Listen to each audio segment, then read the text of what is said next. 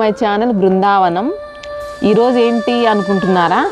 గారెలు చేద్దాం అనుకుంటున్నాం. ఈరోజు సండే కాబట్టి ఇంట్లో నాటుకోడి. సో దానికి కాంబినేషన్ గారెలు బాగుంటుంది అని సిరి వాళ్ళు అడిగారు. యాక్చువల్లీ అమ్ములు వాళ్ళ ఇంటికి వచ్చారు, వాళ్ళు అడిగారు కాబట్టి మనం ఈరోజు గారెలు చేస్తున్నాము.